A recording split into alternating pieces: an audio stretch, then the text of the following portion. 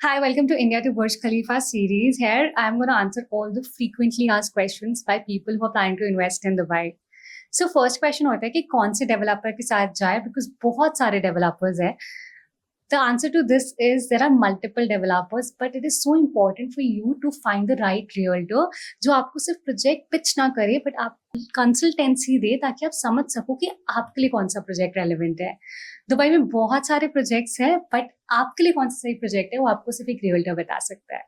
Second frequently asked question by people is that जब आप Dubai में प्रॉपर्टी खरीद रहे हो तो क्या आपको 100% पेमेंट देनी पड़ती है या सिर्फ आपको 10% 20% पेमेंट देनी पड़ती है. सो जब आप दुबई में प्रॉपर्टी खरीद रहे हो आपको 100% पेमेंट नहीं देनी है. डिफरेंट डेवलपर्स के डिफरेंट पेमेंट प्लान होते हैं. कई डेवलपर्स के पेमेंट प्लान होते हैं जिसमें आपको 5% डाउन पेमेंट देनी है, कई बार आपको 10% डाउन पेमेंट देनी है and then eventually you can pay it. For example अगर कोई 1.3 CR की प्रॉपर्टी है उसके लिए आपको सिर्फ 10% डाउन पेमेंट देनी होती है plus 4% DLD fees and eventually बाकी सारी पेमेंट आप पेमेंट प्लान के थ्रू दे सकते हो. कई डेवलपर्स का पेमेंट प्लान 50-50 होता है, कई का 60-40 होता है. So if you are planning to buy a property in Dubai feel free to reach out to me कि what is the starting ticket size अगर कोई दुबई में इन्वेस्ट करना चाहता है. आप 1.3 CR से दुबई में इन्वेस्ट कर सकते हो. एट द सेम टाइम आपको भी 1.3 CR नहीं देने हैं, आपको भी सिर्फ 10% या 5% डाउन पेमेंट देनी है. बहुत बारी लोगों को डर होता है कि अगर वो दुबई में इन्वेस्ट कर रहे हैं तो उनकी मनी तो स्टक नहीं हो जाएंगे.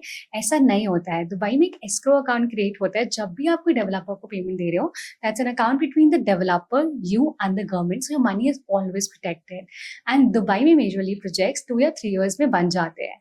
So if you have any question that you want to ask related to Dubai real estate, feel free to reach out to us. People ask me what do you prefer, ready to move in or off plan property? अगर आप एक investor हो so I would recommend you an off plan property. जो property अभी under construction है क्योंकि वो आपको ज्यादा बेनिफिट देगी.